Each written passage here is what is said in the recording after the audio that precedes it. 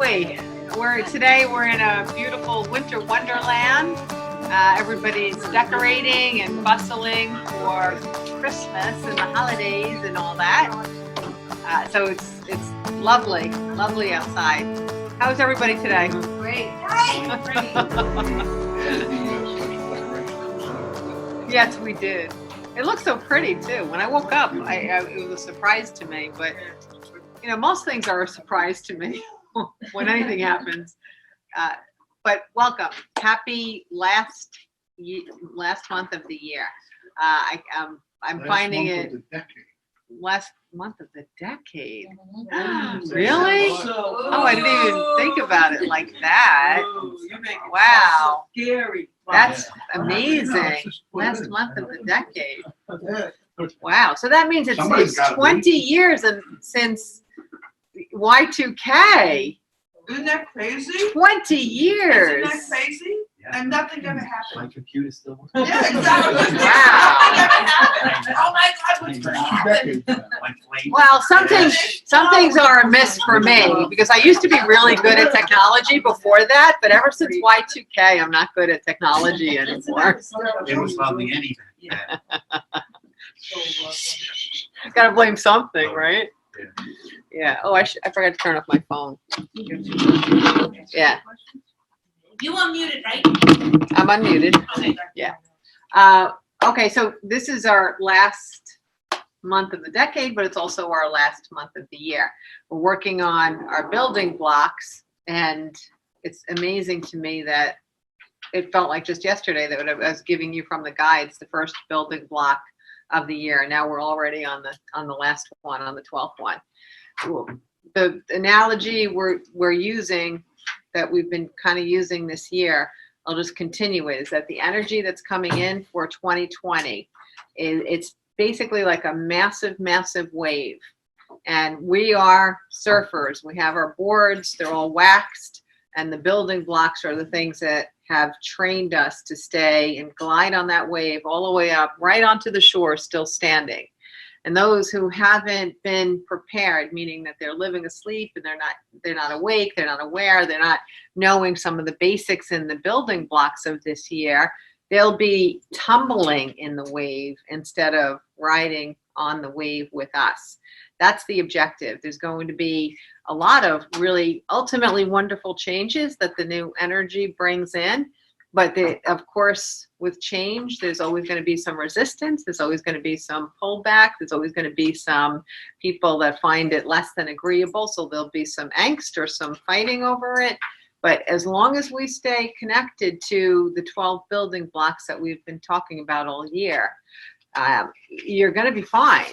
You're going to be better than fine. You're going to take that energy and realize that the infinite partner of the universe supports you even more so in the upcoming year and the upcoming decade than before. It's as though it's becoming more visible, it's becoming more tangible, it's becoming more known. But it's becoming more known to those who know it exists. You follow me? And the lack of knowing that it exists to those who will be tumbling in the wave will incentivize people to try to find an alternative approach, to think about things differently, to grab somebody who's walking by and say, how'd you get out of this wave? And that's the purpose of why some people fall and other people rise. The people who are falling are the ones that are actually literally getting shaken out of their complacent state. And that's the only way, oftentimes, to get someone to move from where they are into the possibility of somewhere different to be. Okay? So even though we'll talk about like what the last building block of the year is tonight, just keep that list with you next year. And if you find yourself a little tangled up or a little unclear or a little unsure or just need a little boost, I guarantee that if you just go through those 12 building blocks, one of them or 3 of them or 10 of them will ignite your recall into getting yourself back where you want to be, because they really are the foundation for what you need as tools and strategies and knowledge and perceptions for the rise of the 2020 energy forward. Okay. I have one group, the group that meets in the city, that I'm going to ultimately, I guess, email them the 12 building blocks just so that they have it to go in, because we took a holiday here or there, and I want to make sure that they have all 12. But if I can remember who's here tonight and who's online, I'll try to make sure that you guys get access to it, or maybe we'll make work for the office and I'll put it on my on my website somewhere, maybe do that. That's probably the easiest thing to do, so that you have those 12 building blocks all year. Everyone has a piece of paper to write down your questions of the night, and we also have wonderful food and a little celebration here tonight to bring in the holidays, because when we are together, we're always with friends. So we might as well celebrate what the holiday season is all about, which is good friends. So we'll share food, we'll take a little break, share food, share friendship, share viewing. What I can see from here is an absolutely stunning photo. Joanne, right? Okay, so take a look around. We have a model there demonstrating it. Thank you, Vanna White. Thank you, Vanna. Thank you, Vanna. There's a vowel. Yeah. So what's your website? My website? Mm-hmm. LongIslandPhotoGallery.com. LongIslandPhotoGallery.com. Okay, so for the viewers at home, you can take a peek at what I'm looking at from across the way, but you have to scroll through a little bit to find it. Well, So you just keep looking. Search my name, but it's not about me. So anyway, so I'm going to jump right into talking about what the last building block is of the year. And I got it earlier today. I don't know how the guides found a moment that I would listen to them, but they did find a moment that I would actually listen to them. And I was surprised by it, because it gave me the same feeling that when I channeled the answers to your questions, to me that felt like the foundational meaning of all life. It was scraping away our misbeliefs and replacing it with independent thinking, the potential of knowing a different view that might be an uncommon way of looking at things. So to me, it was really laying the groundwork for more soulful thinking. And then when later on, I channeled the book Begin Here, and the guides came in and they titled it Begin Here. I'm like, that's a little nutty, well, if you're so smart, why didn't you think of that before and name the last book Begin Here? But they had a very good purpose for it. The purpose was that they wanted to put enough material out there that had such incredible wisdom in it, so that people would understand that the source had value. But since Begin Here is teaching how to love yourself more, which is the foundation for all success that we have in life, the guides felt that if they put that book out first, it wouldn't intrigue anyone. There's very few people that go into a bookstore and say, listen, I want to love myself more. Do you have a book for that? People just don't even think in terms. They think in terms of what's the thing outside of them that's making them miserable in this moment. I'll address that. I'll talk about that. Or what's the thing outside of me that I can escape from my misery? I'll read a book about that. But they don't really think, I want to read a book about how to make the entire foundation of all of my life happy. Let me grow my love of myself. So when I heard the building block for today, I got that same feeling, like, shouldn't this have been January's instead of December's? It feels like it's the first building block, not the last. But what I can see that they've done as I'm listening and interpreting why they waited until the 12th month for it, I definitely understand their purpose. And what it is, their purpose is that they wanted to give us what might appear to be the most fundamental of all building blocks for a happy life. But if they had given it to us in January, it would have faded in our energetic perceptions by the time we got around to the end of the year. So they're seeing this as the building block that is going to be the one you want to focus on the most as we're moving over that calendar and entering into 2020. That's why they saved it for last. Okay. So you, Pat, have any little thoughts going through your head about what it might be? I didn't even review these, but there's way too many at this point, right?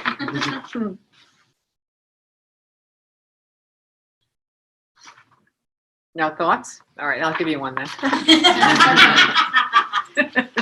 Since there's no thinking going on out there, I didn't have to think of it, so why should you have to think of it? I'll just download it for all of us. It makes life very easy. Okay, the final building block of the year is to know what you want. And we're all like, oh yeah, that makes so much sense. It's to know what you want. That sounds very, very simple, but it happens to be one of the most difficult things that human beings attempt to do throughout their entire life, is to know what they want. Not only because we're taught that there are things outside of us that we should want, or certain things that have a greater priority according to collective standards, according to the common idea of what makes a successful person or what makes a person not successful. Not only because of a collective conversation, but also because as individuals, most of us are not really encouraged when we're little to follow our curiosity and follow our dreams and follow our passion and get excited and ignited about possible choices and directions we can take and hobbies and so on. So the common way that we are raised in our society is that someone else is going to tell you what's good for you. And that someone else may be one person, 20 people, or 1,000,000 people, but you're not the best decider of what it is that you should be doing. Not only for your choice of career focus, but also for your hobbies or your interests or how you dress or how you look or how you move or what religion you practice. Virtually everything is narrated to us by a list of societal rules and expectations in a hierarchical form about what you should be doing to be deemed worthy and to be deemed successful. And anything outside of that, for the most part, anything outside of that is considered frivolous or unnecessary, or you're wasting your time. So how on earth are you supposed to come into adulthood truly knowing what you want in any area? How are you supposed to know what you want in a relationship? How are you supposed to know what you want in a career? As far as spiritual development or practicing or not practicing a religion, how are you supposed to know what you want as far as where you live? How you approach the idea of family, how you approach the idea of education, how you approach the idea of hobbies or interests or playing or working. Really, how are you supposed to come up with found compatible with you choices if you're not given any instruction or any incentive to stay connected to your own curiosity and your own interests? So when I say the building block, or your guides say that the building block is know what you want, that's a pretty darn big building block. What we wind up doing, instead of paying that much attention to what we want, we wind up paying a lot of attention to what we don't want and using that as the kind of as the abrasion or the rub that incentivizes us to do something different than what we're doing. But if you always have to wait to have an abrasion, then you're only going to see life as being difficult and challenging and being filled with problems. But if you turn your focus away from what's aggravating you or what's abrasive, and you turn your attention toward where you want to be, what you want to do, how you want to live, then the abrasions start to melt because the rub is not necessary anymore to get you motivated toward the things that are actually compatible with your soul's intention. But we spend so much time looking at the stuff that doesn't feel good that that's where all of our focus goes. And that becomes a big, massive magnetic hole where more stuff that we don't want comes and enters into that space, because we're telling and instructing the universe and our guides that this is what I want to pay attention to, because the only thing the guides can understand, the only thing the universe understands is what you're paying attention to. Therefore, they're going to give you more of it and more of it and more of it because you're asking for it by paying attention to it. It's an interesting way of thinking of it.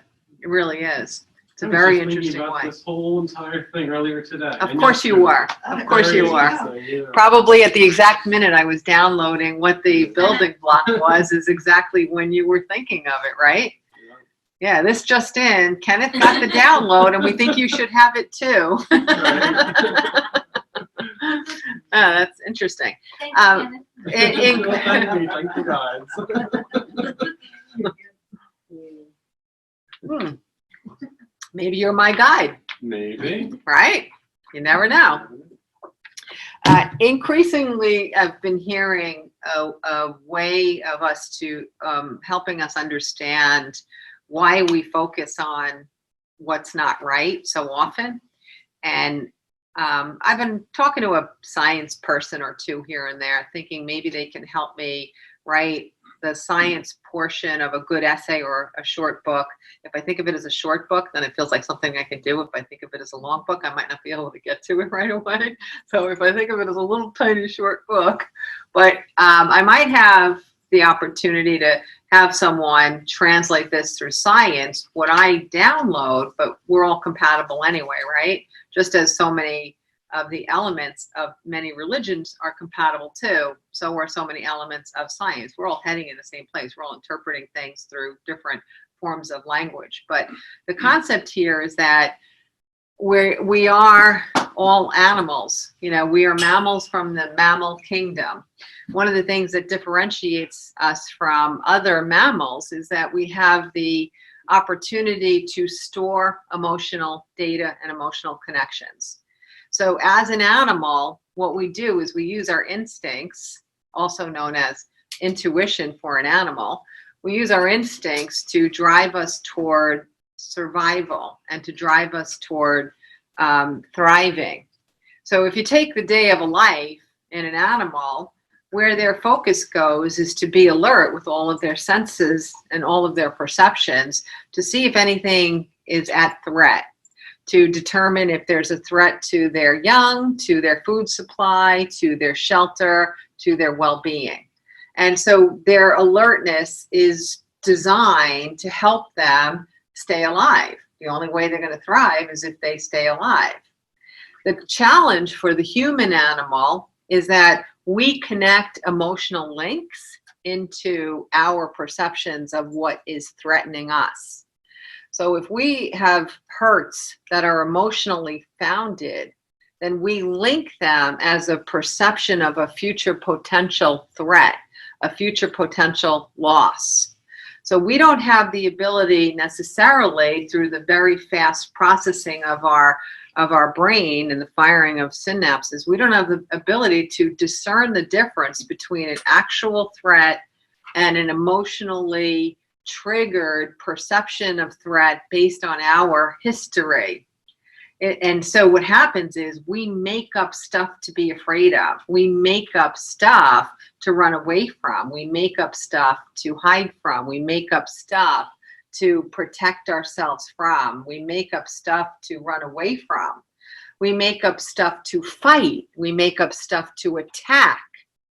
Animals don't do this. It's very clear. You're going to kill me? You're going to eat me? I'm out of here. You're not? We're good. Okay? We can all share the same sun. We can all share the same water hole. We're good. But humans don't do that.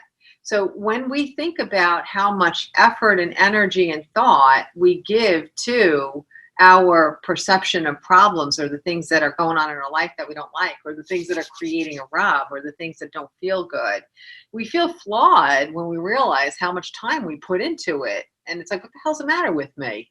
I've got, count your blessings, go do your gratitude journal. You know, we're striving and striving and striving and striving to get ourselves unlocked out of that way of reacting to our experiences. But you got to be a little bit forgiving and understanding of yourself that as far as you as a biological being know, you're surviving. You're taking care of your life by focusing on what's wrong instead of focusing on what's right. And when I started to hear that version of it, and I think it was kind of just building and building and building this year, that version of it, I have to tell you, it helped me to kind of soften my view of my past when I was in disarray all the time and I was experiencing chaos after chaotic event.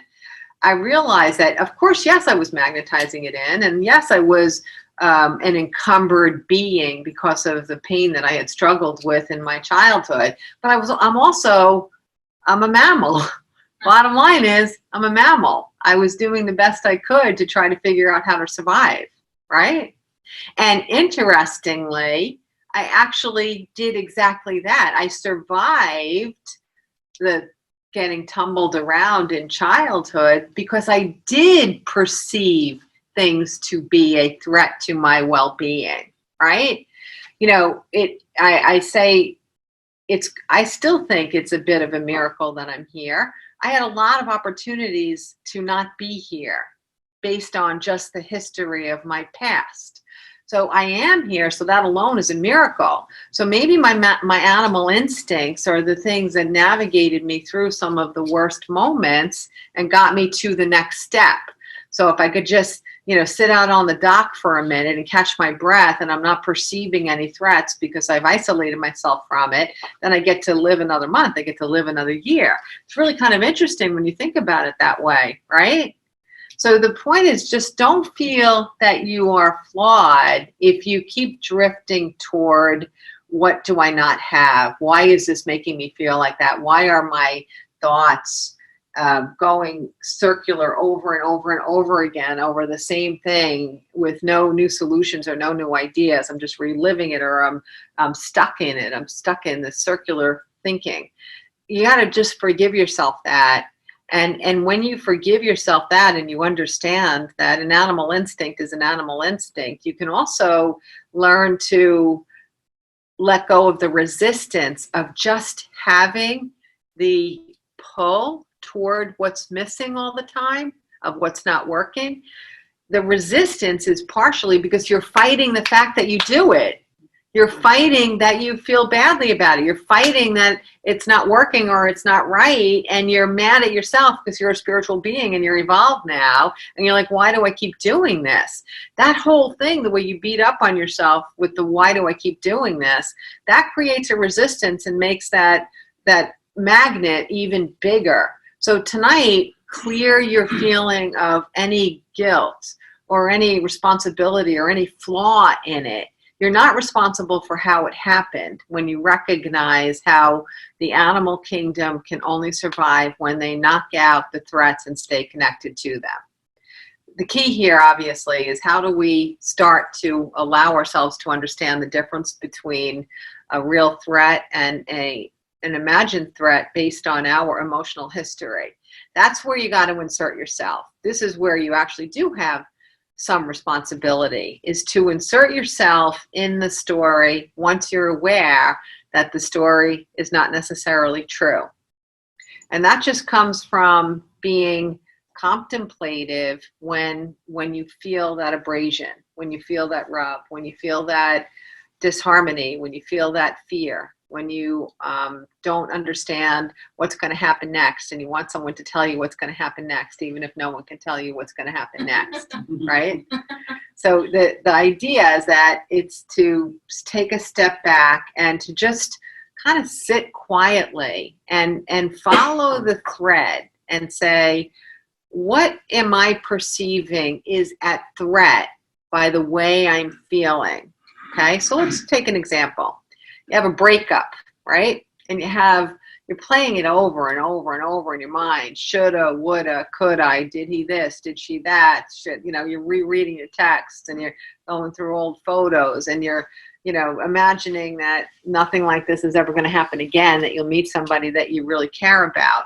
So you're going over this and over this and over this and playing it through and wishing it were different and, putting so much focus into it instead of just going out and meeting somebody. This is what you're doing, right? So look at it for a second and say, why am I putting so much energy here? What is the threat? What is it that I am perceiving as a threat? And if you follow the threat to the core of of where you've been hurt or where you've had other challenges, you can probably find someone in your family that should have loved you without condition that rejected you, or they didn't support you, or they didn't protect you. And so when your love interest breaks your heart, it brings back a lot of wounds about you not being important and valuable enough to be loved. It brings it all back because more than likely you didn't really fully figure out that somebody let you down who should not have let you down. So not only do you feel threatened because the feeling is familiar of rejection, but you also feel threatened because your history has told you that you get rejected by the most important people in your life if you had wounds from childhood. And not only that, but in addition, because there's an unknown of what you might experience again, you're going to make these mechanical suppositions that what I've experienced until now is what I'm going to continue to experience. So now you start to shrink, you start to get smaller, you start to close off your feelings of possibility by believing that a projection of the past is a predictor for the future. So you want to open up and say, number one, the past is not a predictor for the future. As long as I insert myself in the equation here, I can't have the same outcome at the end of the equal sign if I added something new into the beginning of the equation. You can't. If I say all my life 1 + 2 = 3, 1 + 2 = 3, 1 + 2 = 3, and then I'm expecting for the rest of my life 1 and 2 to be 3, that's a pretty good predictor, right? But what if 1 and 2, what if I get in there and I just throw another 1 in there? Throwing another 1 in there is saying, why do I feel wounded? Why do I feel rejected? Why do I feel that something is at threat? Why do I feel that there's something I can lose? Now I put something else in there. Now it's 1 + 1 + 2. After the equal sign can no longer be 3, can it? Right? Oh, that's good. So the whole idea is put something in there. So you change the outcome. Insert yourself in there and you change the outcome. Now what you start to see is a body of evidence, especially if you start out with some of the smaller stuff, you start to see a body of evidence of how powerful you are when you get in there and you toss something into your own equation. And the more you amass a different outcome from previously similar experiences, then the more you trust yourself, the more you have faith in the process, the more you know you have the right to happiness, the more you know you have the right to an outcome that is different than what you have been experiencing in the past. I don't know why I chose a breakup as an example, but you can use any example. I mean, you guys know why I chose that, but I don't know why. But you can use anything. You can use poor health or a chronic medical condition, or you can use maybe one of your children seems disrespectful and doesn't seem to care about you or love you with the love that you've put into him or her. You can choose, why do things break in my house all the time, even new stuff. It doesn't really matter what the thing is that seems to keep repeating itself over and over again, that you're afraid of that repetitive outcome again. It doesn't matter what it is. The key is just get in there and put yourself in there. Put yourself in there. That's all. I learned a long time ago that when I went from a paycheck to being entrepreneurial, I had to adjust. Being a business owner, there's really no actual way to predict what 5 years is going to be like, or the next quarter, or the next month. So if you're used to paychecks, then that could be very, very unsettling. It can be very unsettling. You can do all the stuff. You can do all the envisioning. You can do all the planning. You can do all the lists. You can do all the stuff. But there really is no way for you to feel certain that you're going to have a positive, abundant result. So what I learned to do was flip around where I could sink. Okay, so early on, if something happened like I thought I had a speaking job and then it fell through, or I had a speaking job and then they were asking things of me that were not compatible with what I do, and I felt that the right thing to do was to turn it down, I get afraid. I think of the money, and I think of how much money I did or did not make that quarter or that month. And I used to focus on that in fear. What am I going to do to make it up? But then after a while, that's so tedious and it's so painful. And I'm looking at what I lack, not what I have. So I used to just, after a while, just say, oh, all right, if I lose that 2,000, that means 4,000 is just around the corner. And then I went about my business, and I just never gave it another thought. And as soon as I started to operate that way, it just never happened that scarcity was something that appeared again. And I don't expect it ever to appear again, because just this is the way that I focus. There was a lot of people were running around saying, who's got time for that? Who's got time for that? I got time for that. It's what I felt like. It's like, I don't have time for that. All right, you worry about that, but I have to move forward. I got people to talk to. I got things to do. I got plans. I got things that make me happy. I feel like doing this. I want to do that. I want to do this. So I just go there. I'm basically telling the universe what I want. I basically halted the whole, I lost a $2,000 job, or I'm giving up a $2,000 job, and I'm saying, that's all right, because I know there's a better $4,000 one, and you guys take care of that, but I'm going to go here. And then I start to daydream. I want to do a seminar like this. I want to do that. Where do I want to do it? Then I start to think about it, and then all of a sudden my energy is 4 or 5 months ahead, not thinking at all. I never think about that 2,000 again. I'm already way past it, right? So this is what it is. You take that approach and you say, what's done is done.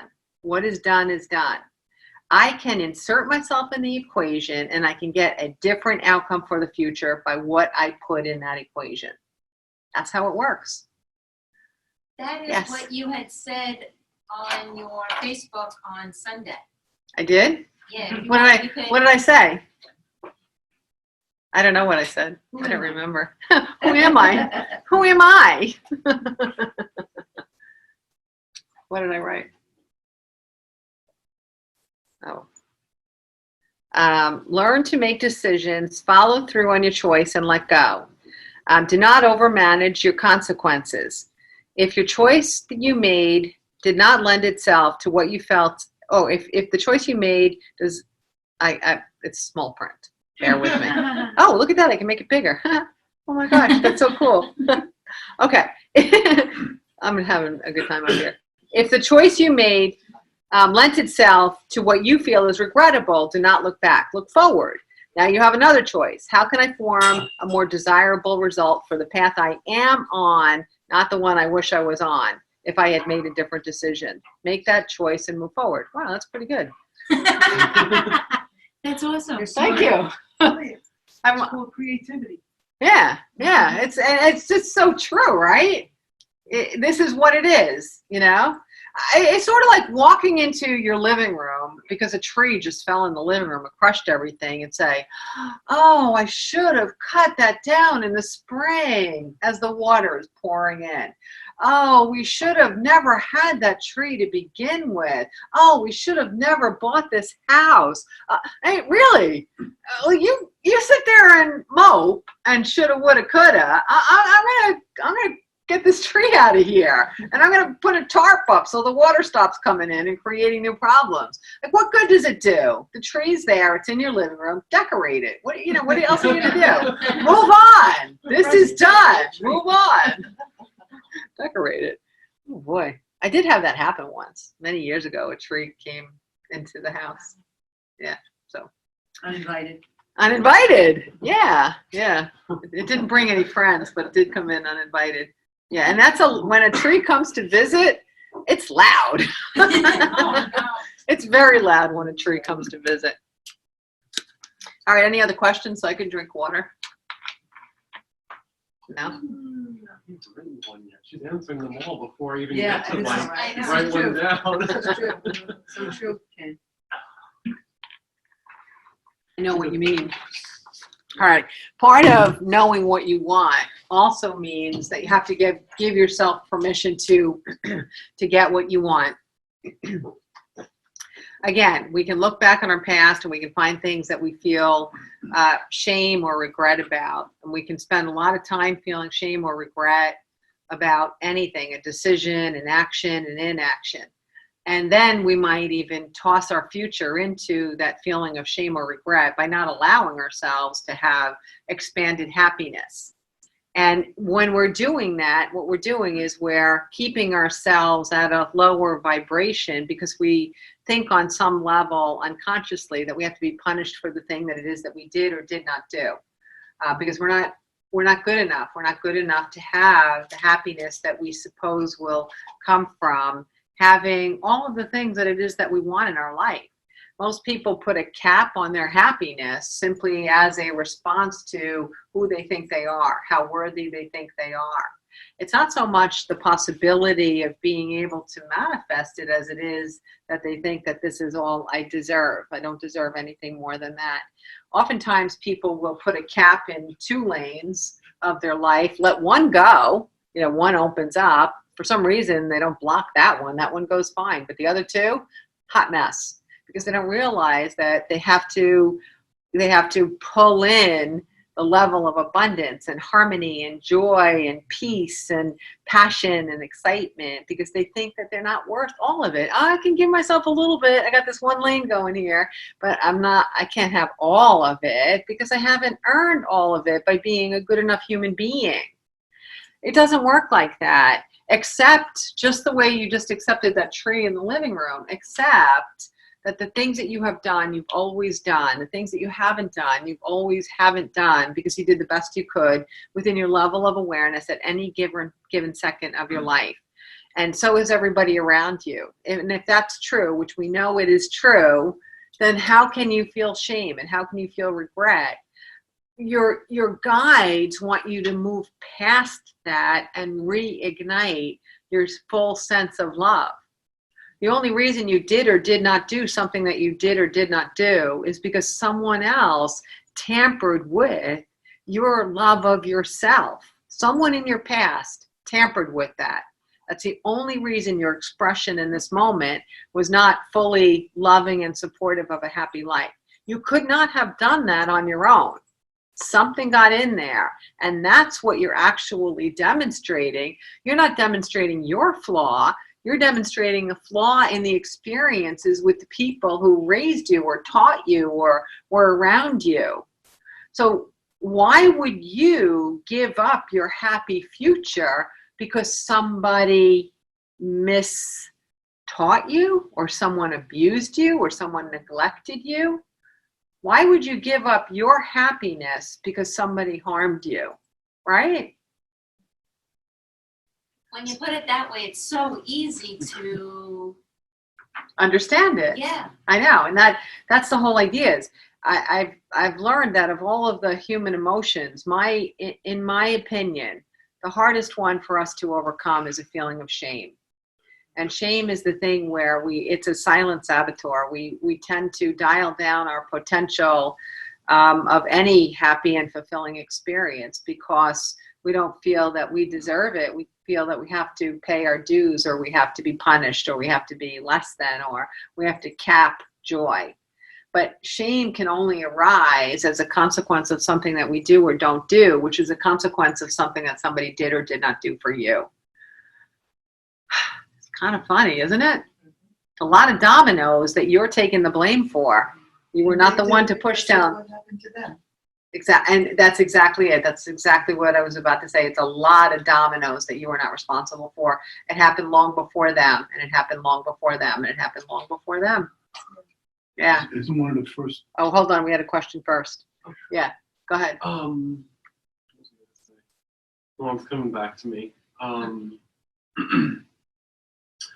What if you feel like you are deserving of all that you want, but yet, see, I don't know how to explain this. Like, with me personally, I feel like I'm deserving of what I want, and that I should have it. And I feel that fire, but yet, at the same time, I tell myself, well, how is it ever going to happen? That's the part I wonder about. I think, well, I definitely deserve it, but gosh, how would that happen? Yeah. The question is, I feel that I deserve it, but how is it going to happen? Okay. As as I'm speaking here, I'm explaining that, do you feel you deserve it? Do you feel you're worth it? That is one part of the equation. Now, when we look at our original formula that we construct reality from, what we think and what we feel and what we believe, and then the subsequent actions that we take based on what we think, feel, and believe, the belief part of it is the one that can silently pull us down. So what you're actually asking is, if I have a belief that it's impossible or hard, or I don't have a lot of models for people that have done this, then my belief is in question. My belief, not necessarily my belief in me deserving it, but my belief in the possibility of it. Right. Okay. So you might have, like, if you have a mad crush on somebody who's well known or famous, you could easily say, I deserve him, right? I totally deserve him. But it doesn't mean that you believe. That's not where I was going with this, but I know what you mean. It doesn't mean you believe you could get him or have him or meet him, right? Somehow between your desire and your intention and the actions you take to land that, you probably are going to get arrested for stalking. You know, it's just, they're not always compatible. So what the idea is that you stay with figuring out what you do believe. What do you believe is possible? And if you find that when you're looking at it deeply, that maybe your beliefs have not opened and expanded as your self-love has opened and expanded, now you start working on amping up what you believe is possible. I believe I can find $10. I believe I can earn $100. I believe I can earn 1,000. I believe I can earn 100,000. Just start to push the envelope on how much you can sense coming in. And then as it starts to come in, you have the validation to believe that you can set those sights higher and bigger. Okay? All right. Cool. Anthony, did you still have a question? Yeah, isn't part of that though self-awareness? Oh, everything's is self-awareness. Oh yeah, absolutely. Because in order to change a behavior or an emotion, you have to be aware Oh, absolutely. Yeah, that it's off Yes. kilter to begin with. no doubt. Of course, you can't change a behavior if you're unaware of it. Right. You know, it's Well, I that's a worked lot of with, like, just trauma. as an example, I worked with I worked with lots of clients who were having challenges with eating habits and emotional eating and things like that throughout their whole life. And I remember a while back, one young woman, she had this magic number. Her magic number that followed her everywhere was 58. And when we were working on something, we were able to determine that her emotional asleep eating, she was awake, but she was unconscious. You know what I mean, right? Yeah. Asleep eating was from 9 to 11 p.m. at night. Totally not paying any attention to the amount of calories she consumed and how she ate these different foods. So what the guides had her do, and she was very pissed off at me, was they had her write a list of 58 things she could do instead of eat between 9 and 11. Oh, wow. And she barely got up to 11. And you realize, wow, I see how hard it is to wake up. But the guides felt that if she could actually think of 58 things to do besides eat between 9 and 11 p.m., it would take her out of her unconscious eating habits, because she's going to have to either be working on the list or pulling something off the list every time she felt that she wanted to go to the refrigerator or the cabinet or wherever else she was going, right? So it's finding ways. And also the other thing was, by having a written list of 58 things to do instead of eat, she had a visual reminder that also wakes you up. It takes you out of the haze of living unaware. That's one of the reasons why guides usually, when they do things with me, they throw something physical in there when they're helping you to make a shift, right? They throw something physical in there. They don't do it just for the fun of it or because they're bored. They do it because you need something in the physical to keep you connected to the change that it is that you want to make. Our minds are very funny. They follow whatever's here, right? If you absolutely positively are not going to eat between 9 and 11, and then all of a sudden you're scrolling through Twitter for 5 minutes, guess what you're forgetting? That I'm not going to eat between 9 and 11. So you put your Twitter feed down, and then you go to the kitchen. So you need to have something physical to remind you that this is a new way of being, this is a new way of thinking, this is a new way that I want to live. This is a new choice, okay? All right, I got distracted, see? Listen,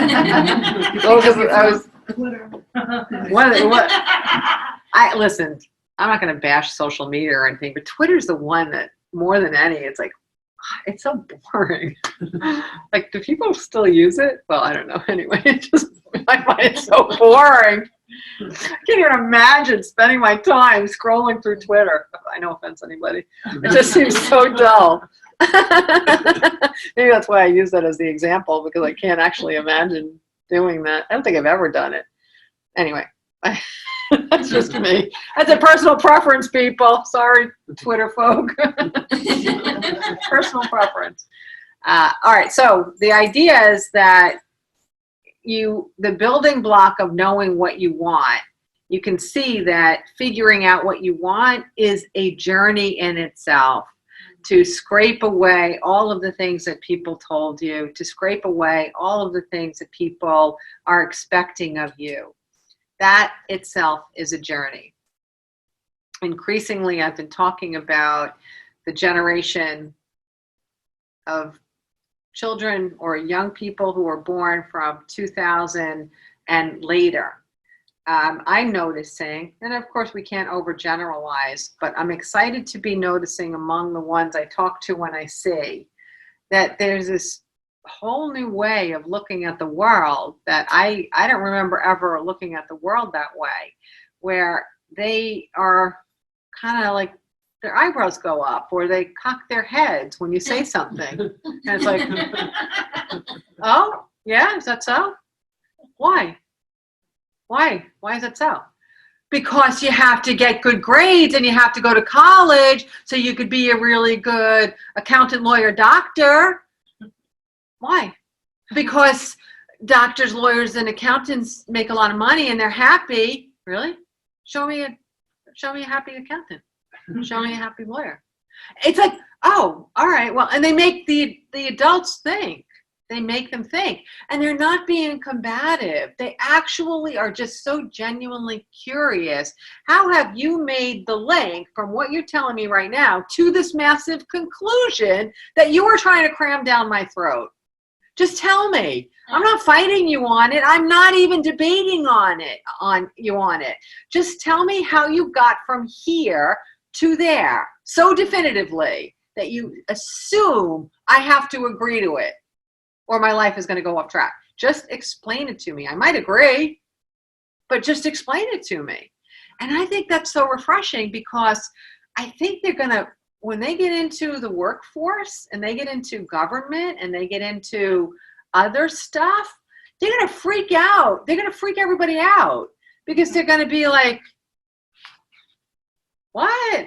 Oh, this doesn't make any sense. Why would we be doing it like this? Because we've been doing it like that for 160 years. We're celebrating our 160th anniversary. No, that doesn't make any sense. Why don't we just do it this way? And everybody will be like, I don't know, why can't we do it that way? And then they'll just throw this all out and they'll do it that way. That's what's coming. It's kind of cool. It's kind of refreshing. I'm looking forward to it.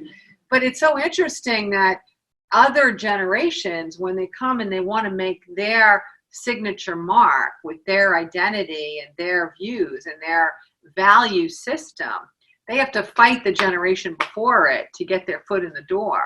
I have a feeling this upcoming generation is not even going to think about a fight.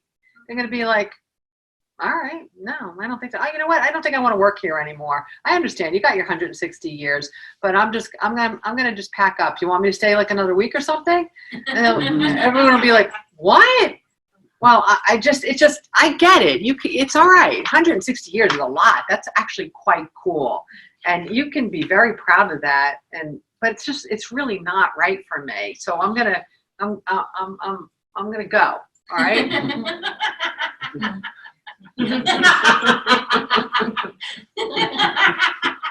I can see myself.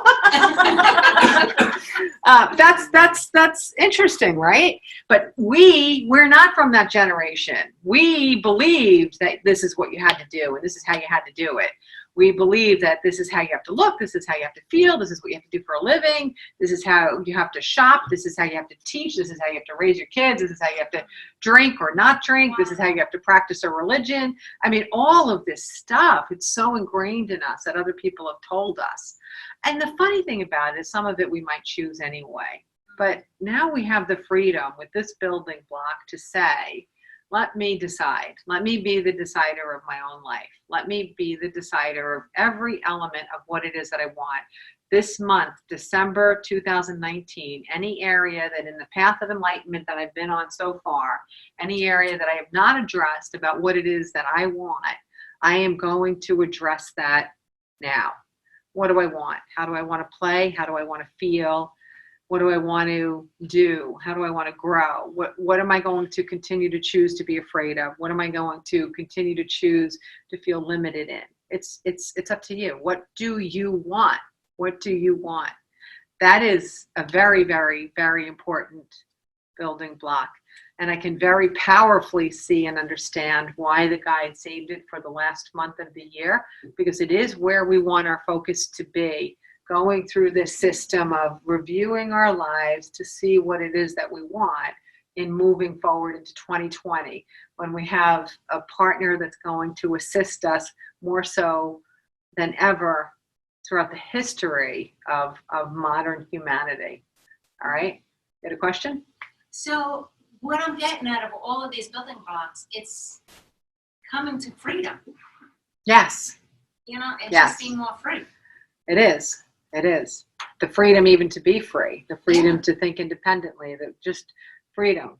And freedom is a very, very similar vibration to the vibration of love. Where it is we're ultimately heading is to the vibration of love. So the trailers, they're going to get there, maybe not in this lifetime, maybe not in 6 more lifetimes, but they will get there. But why not let us ourselves have the benefit of being there now fully in this lifetime? Might as well. We have no reason to wait, do we? We really have no reason to wait. Everyone that is awake can live and create the utopia of their expectations and their desires in this lifetime. There's really no reason to postpone it.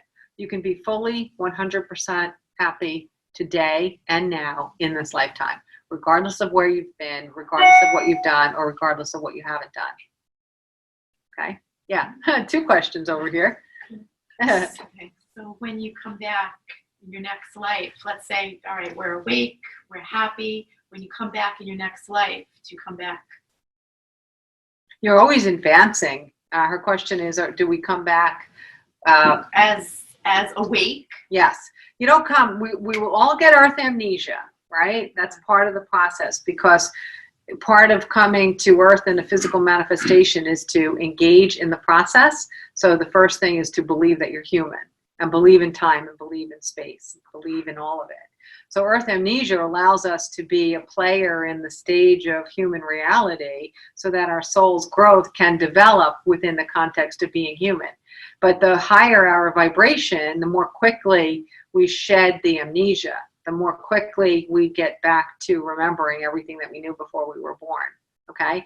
And then if we're in an egregious home life or setting or community or experience, we'll be able to deflect the suffering of others' choices far more than if we had been a kind of newer soul, you know, a younger soul, a low, you know, working on increasing your vibration. And that's how it works. You know, the people that when we look around and you know, if you've ever seen like a 6-year-old come out with this sentence that Aristotle wished he said, you're like, wow, that's absolutely mind-blowing. That's an example of a person whose soul is incredibly developed, and this incarnation is allowing them to deflect the ignorance of others more profoundly than other people their age or their peer set. And they'll continue to do so. They'll continue to do so. You had a question? I actually have a statement. Been coming to your meetings for quite a while, maybe since the inception of doing the meetings here. And one of the earlier meetings you did, you had all the magazines out. Oh, and yes. you did vision boards. Yes. So going back to what we're talking about tonight with what do you want? And going, trying to parallel the two. We sat down, we did vision boards. And you manifested way what we back made then, on we were those vision working on boards. what do you want? Yes. Yes. Way back then. Yes. And who brought up, I think it was Ken, how do I get there? Or your question was, how do I get to what I want? Or when will it happen? Oh, yeah, right. How will it happen? When will it How is it going to happen? Is it possible that Like- it can happen? Right. Yes, is that You possible? have to start Yes. with the want. Yes. You start with the want. Don't worry about how Yes. you're going to get there. Yes. As long Yes. as your desire, Yes. as long as it's true Yes. in your heart of hearts, of that is your true desire, not some made up thing like you said, Yes. I want to date Matthew McConaughey. So that's your secret crush, It will huh? come, and you never know. Like I've had sessions with Karen that she'll be like, yeah, well, this is going to happen, or this is, I see this, and I'm like, what do you know, what, how, when? But it's in my heart. You pull it out, my guides pull it out, and I put it on paper, and lo and behold, It like a year and a happens. half, 2.5 years later, Yeah, all of a there sudden it is. pops out. Yep. So don't worry about the how, Right. just Yeah. worry about the want. The want.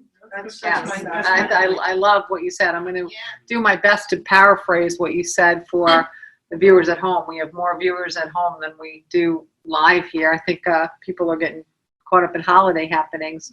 But the idea of what Joanne is saying is that in the beginning, when we were doing meetings here, I did have a few months in a row where we were doing techniques to actually manifest, to understand how to work, like with a vision board and so on. So the idea is that don't worry about the details, how to get there. Just start with a very strong focus on what it is that you want, and the details will follow. And I probably say that 1,000,000 times a week to clients. That's just details. That's just details. That's just details. That's just details. Just figure out where you want to be. The rest is details. Okay? Especially when something seems overwhelming, a big change, a big, scary, courageous move of any sort. A lot of people get locked or paralyzed because they're not sure how to get there. It's just one step at a time. It's one tiny little move at a time. It's just one day at a time. As long as you really believe in your heart, like you exactly said, then you'll get there. Joanne was one of the huge successes from that January meeting. She made a vision board, and 4 months later, it was May, 4 months later, exactly what she put on that vision board in January of that year, it all came true in May of that year. It was mind-blowing, right? Remember when I walked into the gallery? It was definitely mind-blowing. It was mind-blowing, really, really mind-blowing. Wow. She had taken a picture out of a magazine that looked like Just four people viewing people art. just viewing art, okay? And she cut it out of the magazine and she put it on her vision board. And on the opening night of her gallery, she had the vision board in the back room. And while people were watching, I was looking at a piece of art, and she's like, Joanne's like, come here, I want to show you something. So she pulls me into the back room. Her vision board is there. There's a photograph on her vision board that looks like the back of me looking at the picture I was just looking at in her gallery. Crazy. It was, we were both freaking out. I'm like, that's me. Yeah. And she's like, I know, I put it on my vision board in January. And we're like, she truly, literally manifested it. Yeah. I mean, obviously in the magazine it wasn't me, but it looked just I know, like it me. was It was wild. And I didn't crazy. cut it out because the person looked like No, not at all. Cut We it out didn't because I notice it wanted to then. have It's like, art gallery. it's people that are looking at art. When you walked Yeah, out and people you see saw me my art. looking at the art, you're like, this looks familiar. Deja vu. Oh, yes. It's amazing. Still the stuff coming off that board. I bet. Still. I bet. Yeah. I bet. You know, obviously, if we're doing a building block a month, we're not doing vision boards and this and that and the other thing. The things that I have brought through for experiential learning over the last decade, we can't do all of that right here. But you have enough wisdom and access to people who have done what it is that you would like to do, that you can get the tools or the suggestions and you try your hand at them. Honestly, trying something and having that not necessarily be the technique that works for you, you're already moving away from lack. You're already building a conversation with the universe and your guides about what it is that you want. So do it. Try anything. Just do it. Just put your energy there instead of, oh, I wish I had that. Okay? Move there instead. Move there instead. All right, we're going to take a brief break and celebrate the holidays a little. And when we come back, I'll answer questions. And if you have questions that you want to bring up here, bring them on up. Okay? Good job. My turn. What does a full moon really mean? That's a good question. The werewolf in the room would like to know what a full moon really means. I know we associate a lot of different things to where stars are aligned and moons are aligned and all that. I think maybe sometimes we add a little bit more direct information than we need to, but one of the great overriding possibilities we can see with the moon is it gives us another opportunity to just experience in a more tangible way, just awe.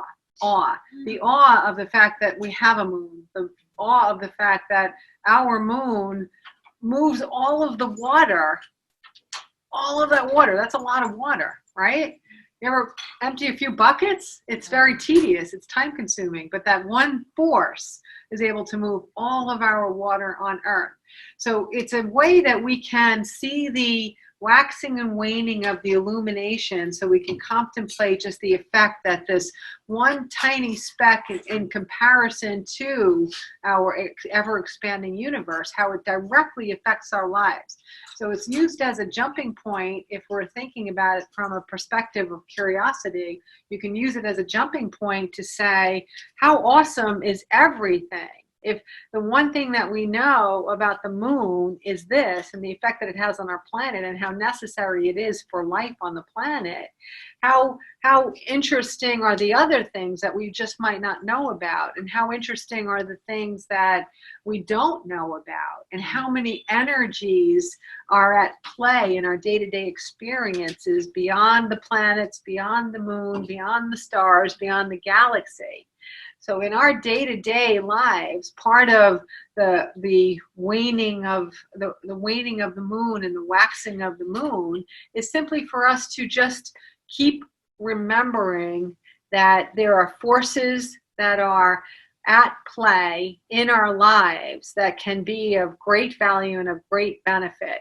So we might not be able to sink our teeth into being interconnected with all that is. That's a little bit theoretical and a little bit more philosophical in its feeling, even if we have a sense of it. But the moon, the moon's phases, the moon waxing and the moon waning, that's something that we can see demonstrating to us on a regular basis in our daily lives exactly what forces are at play. To even have the knowledge in a visible way, in a visceral way, that these forces are at play. Okay. The other thing too is that we can also have a sense that there are things that shift on the planet besides the tides as the phases of the moon change. You know, they've done a lot of studies, you know, showing correlation between a full moon and crime, or a full moon and other aspects of life. So it helps us to see that that there are some things that we are part of the collective, even in our day-to-day experiences. So even as we are igniting our individual power, it's a good reminder. A full moon is a great reminder that we are part of something larger than ourselves, in addition to being powerful beings on our own. I remember, I don't know if it was 2 years ago. I remember it was in September when we had that amazing eclipse, the full eclipse of the moon. It was such an amazing event, but I was just totally blown away by the fact that we were united because we were all standing underneath that moon watching it all across the planet at sometimes different times depending on how the moon was shining. But it was such an amazing feeling to know that we're all experiencing it simultaneously. It just makes all of the stuff that we worry about just dissolve. It's so much bigger and so awesome and so awe-inspiring when you remember that we're connected by this beautiful, beautiful, vibrant light in the sky. Okay? So the full moon to me is a way for us to reignite the ebbs and flows of our own lives, have a visible reminder that things fade, things come back, things fade, things come back, and to get into the energy of recognizing that there are forces at play that support us. If we allow them to support us, they will always support us, just the way that the tides support us every day all the way across the globe. Okay? Oh, nice. There's a full moon tonight. Is there? Yeah, it's gorgeous. Oh, yeah. I believe it is. Huh. It looks full tonight. It looks full though, right, tonight? Yeah. Oh, how cool. That's nice. And we're having a Friday the 13th in a couple of days, right? So it's a very magical week altogether. Oh, nice. Very good. An interesting little question there. Or interesting big question.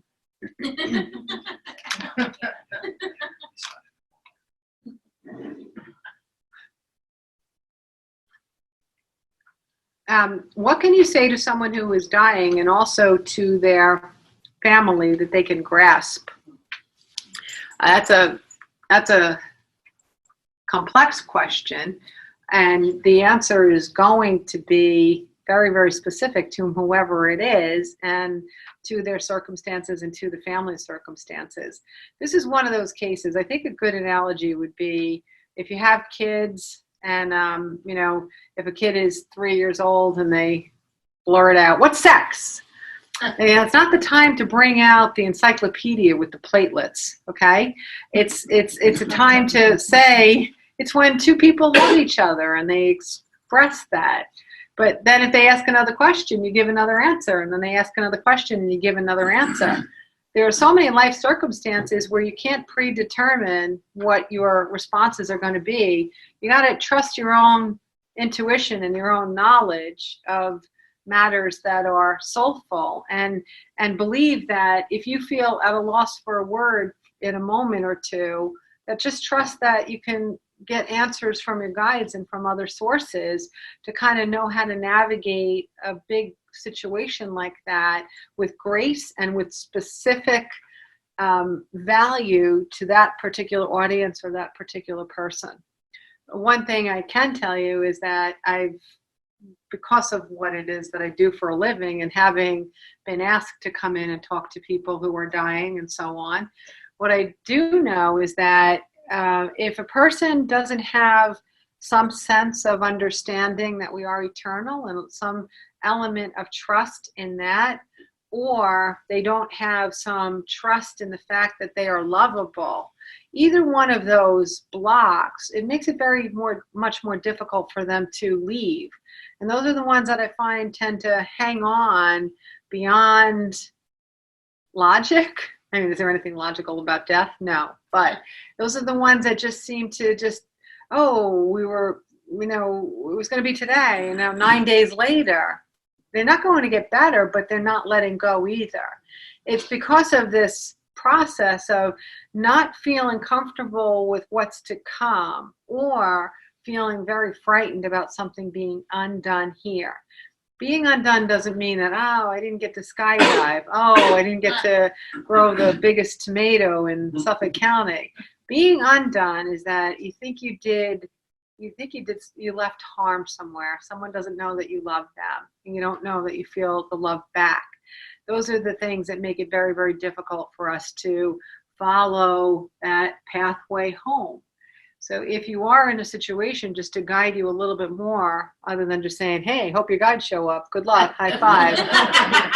I'll also add that if you remember those two themes, it can help you a little bit in your intuiting of what might be the most helpful for that person. Does that person strike you as someone that has been able to let love in? Do they feel loved and valued and appreciated? Yes. If that's good, then you're good there. If is it someone that feels that they have a sense of our eternal life? Do they have a sense that their loved ones are around or near and have guided them? Do they have a belief in anything that is maybe unseen, like angels or souls that are here supporting us or guiding us, or the magic of coincidence or the magic of signs? Do they have any belief system that helps them to have trust in the process of letting go of their body? If you answer yes to that, you're good there. So if you answer yes to both of those questions, I say take out a deck of cards and just have a good game of rummy.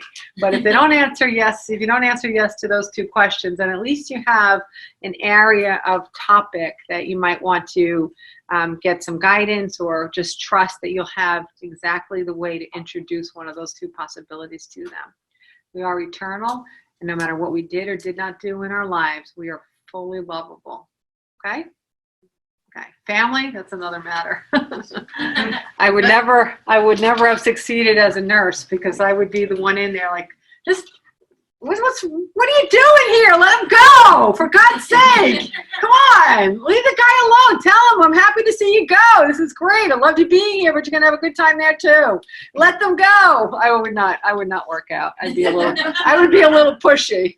I'd be a little, get your ass in here right now. Do you know what you just did? Do you hear what you just said? Get in here. Do that over. Yeah, I wouldn't have worked out there. Excuse me, Karen, we need to talk. You're fired. Again? But did you hear what? Yeah, that wouldn't work. Does that help? Just everybody nod if it helps. Because I don't know who asked the question. Okay, at the finish line, I think I answered this one. So I will answer it again publicly if I run out of questions. Anyone have any other questions that they want to ask out loud? Why are we so hung up on death? Why is it Fear. that we logically, and well, not even logically, but spiritually or whatever level we're at, we know that you're going to die. We know that people are going to die. And you basically know that you're going to a much better place, or Well, some people don't know that. well, all right, but I'm saying for people who do, all right, so you believe, say that you believe in, why is it so difficult? Why, Yeah. I don't know, why is it so Well, It's unknown. it's one of the reasons Not that for we death, I make mean, death for as difficult people. as we make it, Yeah. one of the reasons is because our culture treats it as though it's tragic. We treat it that way, and when you are raised believing that death is tragic, then you're going to mimic that, or you're going to believe that. I mean, it's only become fairly recent that we're not wearing black from head to toe when we go to funerals. I don't care if it was a 103-year-old man or a 30-year-old. We were wearing black from head to toe, and then we're just coming past a generation where a widower had to wear black for a year or 2 years or 5 years. So we've taught it. It's entrenched in our culture. There are actually civilizations on this planet. There are places on this planet where they don't teach us to act so macabre about a natural process. There's evidence of tribes even where they treat a date of death as a birthday, and they have a big birthday party when somebody dies, and they celebrate and they dance and they sing and they say good for you. You're back home and everybody loves you and we love you. And so they don't have a sense of the same mourning and grief that we have because they haven't been taught that they're supposed to. It's amazing how many things that we decide to feel crummy about, that somebody taught us to feel crummy about it,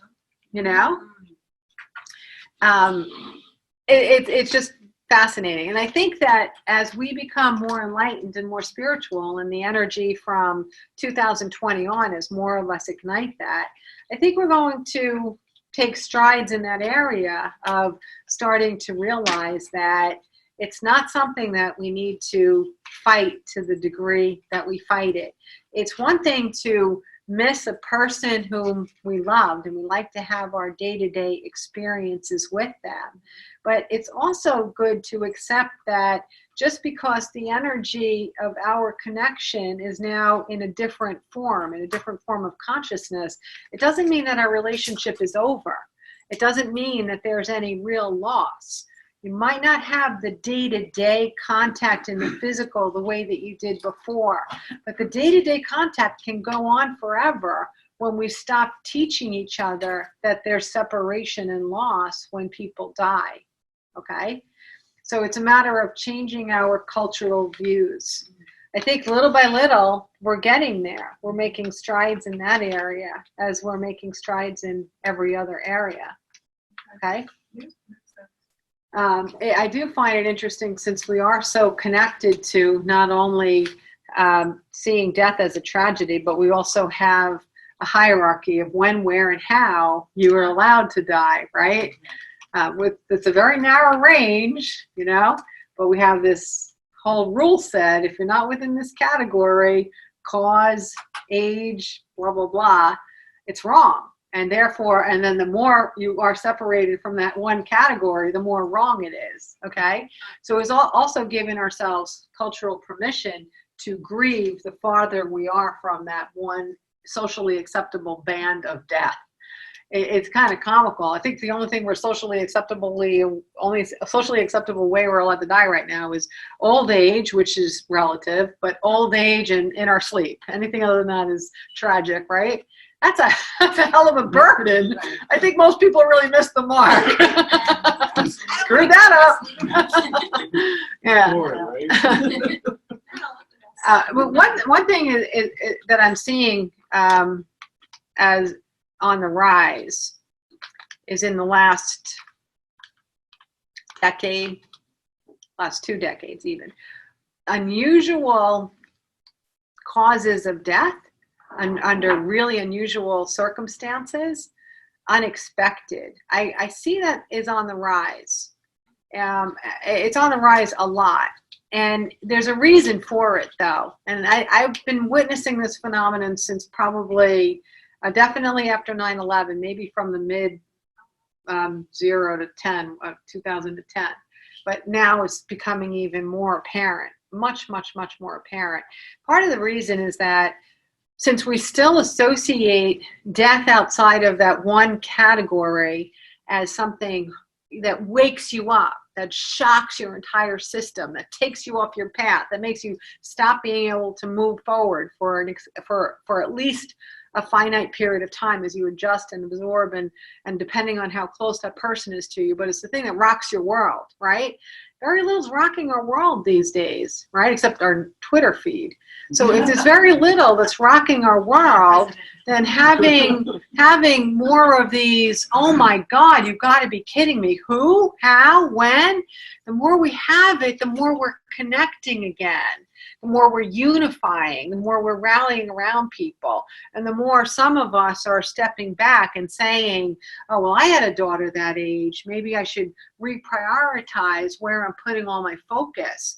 Maybe I should let go of all this angst I'm feeling over here. Maybe I shouldn't work so hard. Maybe I shouldn't be on Twitter as much.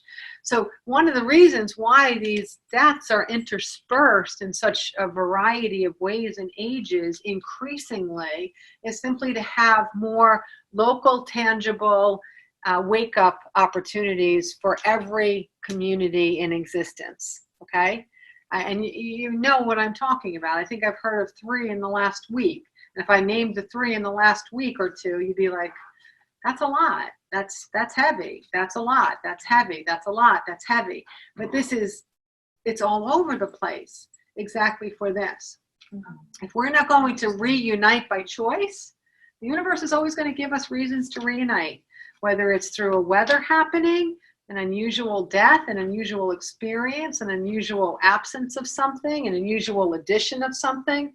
The whole point is that the universe is going to be rich and brilliant in its ways to promote unity instead of separation. Right now, we're in the process of separating rapidly.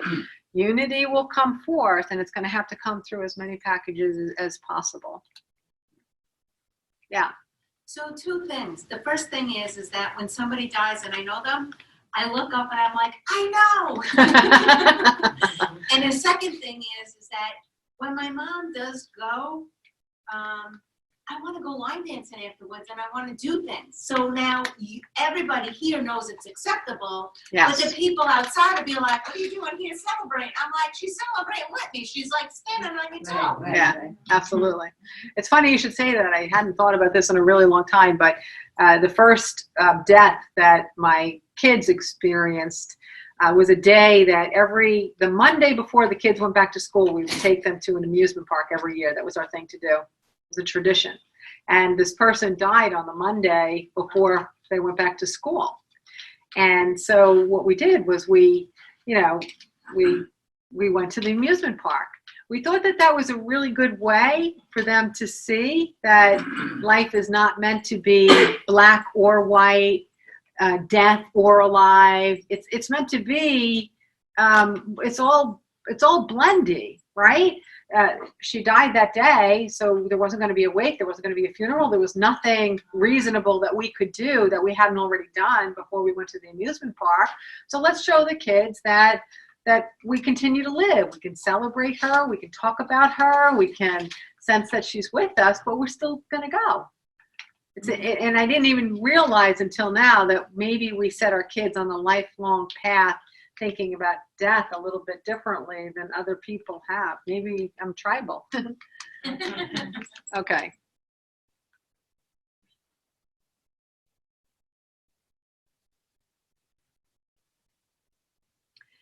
A new business job opportunity is coming this Monday. Does this fulfill what I have been seeking, AB? Abundance. The new opportunity is what you have manifested based on what it is that you are seeking. So the answer is yes, absolutely. It is what you are seeking. It's so important that you enter into it really applying all of the things that we talked about tonight. It's perfect timing. It's perfect timing to say, do I deserve this? Do I believe that this is possible? Am I putting my focus to abundant possibilities instead of lack? Am I using my past as a predictor for what will come in the future? It's such an interesting question at the end of the night, because the answer, how best to prepare yourself for Monday's meeting, is basically in the content of everything that we spoke about tonight. So great timing for that. Great timing for that.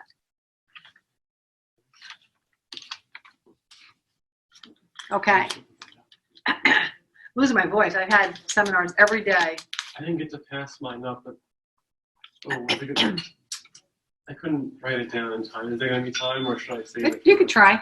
Okay. We'll see. Or if you, yeah.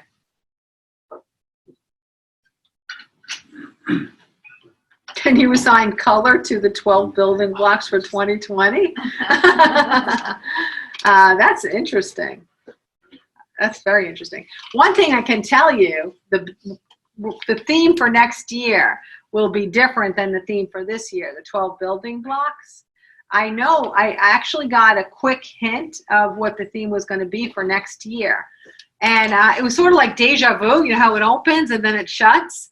So I didn't actually get to insert myself in there. So I guess the guys just wanted me to know, take it easy. It's all coming. Don't worry about it. It'll be cool. But they didn't want me to focus on it yet. They wanted me to stay in the present year and not start skipping ahead to 2020.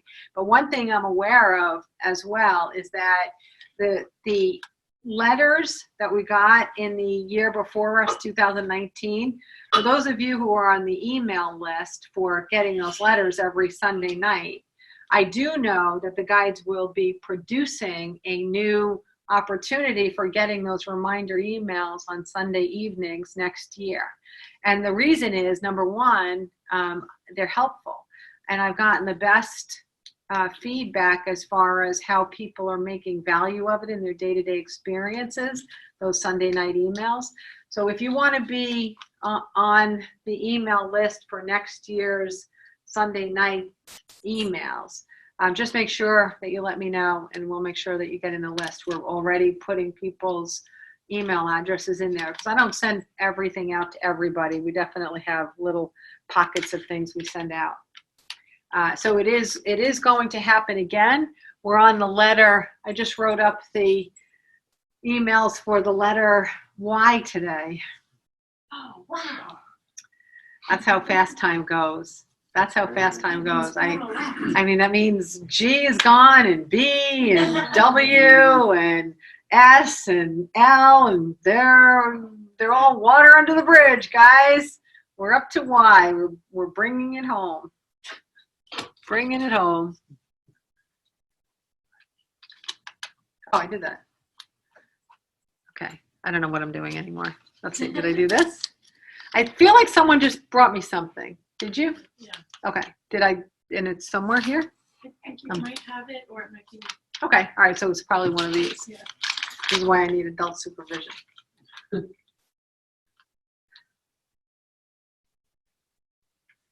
Okay. Why so much occurrence of Lyme disease, and why would a 15-year-old get it? Just the way I was talking about how unusual the variety and age level of deaths is, the occurrence of death now, like surprise ways and people and times and all this. It's also happening with what we would consider to be isolated body disharmonies as well, where you think there's going to be a finite population of people who experience that. That's starting to go across boundaries and borders and expectations as well. And this is another example of the universe understands that we need a tremendous variety of opportunities for discovery, opportunities to awaken, opportunities to think differently, opportunities to pause, opportunities to care, opportunities to get involved with one another in a meaningful and compassionate and a loving way. In order to be able to bring in a disharmony at a younger age, it means that you've got some things going on in your family unit that make the family involved in bringing it in. A child doesn't have the ability yet to manifest their own reality with as much of a percentage as a full-grown adult will. So they're still working on using your influence in the creation of their manifestation of reality, while increasingly adding theirs to the mix. So when a child has a disharmony that comes in, it is also a reflection of maybe some of the misbeliefs going on inside of that home. Whatever people might be thinking, if they're fear-based, if they're unclear, if they're not supporting one another in a loving way, or if they're suffocating or smothering one another. A lot of times that's what this is. It's to help people break out of these cycles that are not supporting liberty and independent thinking and growth and opportunity for people to veer off and venture on their own. One thing is evident is that a lot of parenting today has been far more suffocating or smothering than some generations of the past. And what that does is that when a child starts to get to an age when they're going to be more independent and they're going to go out and, conquer the world, they don't have the tools to do it because nobody has given them the tools to do it. So rather than go out there and fail or be afraid or not know what to do next, it's actually easier to start a process of not needing to expand beyond the boundaries of familiarity. Okay? Imagine if you were a kid and you weren't allowed to bicycle around the neighborhood, or you weren't allowed to go down to the deli and buy a Yoo-hoo with the 67 cents in your pocket and hope that the man behind the counter gave you the right change. If you didn't have all these experiences that were common when maybe the other generations before us were growing up, and you're so isolated and people are doing the simplest things for you without even thinking of what the consequence is, it's much harder to establish in your mind's eye an idea of what an independent adult life is going to be like for you.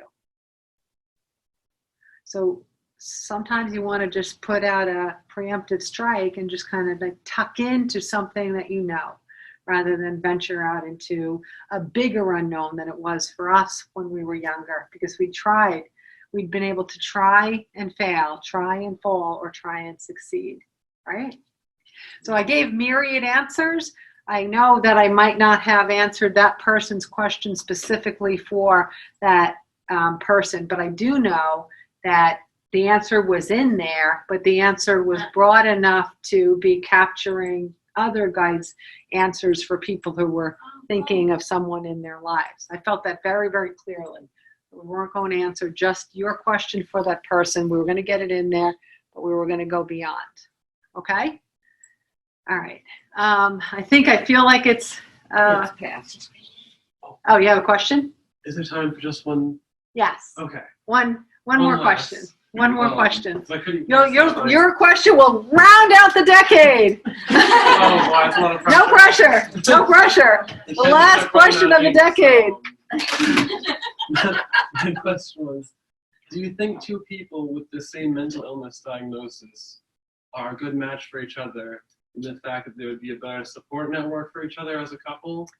Or is a partnership like that more vulnerable and fragile? Is it better two people with the same diagnosis find other people who are just supportive but not necessarily have the same issue? Yes. All right. So the question is, do you believe that two people of the same mental illness diagnosis, if they would make a good romantic partnership, or is it better for them to get support in their lives outside of their romantic partner, but be with someone that doesn't have that same exact diagnosis? Which might be better? Okay.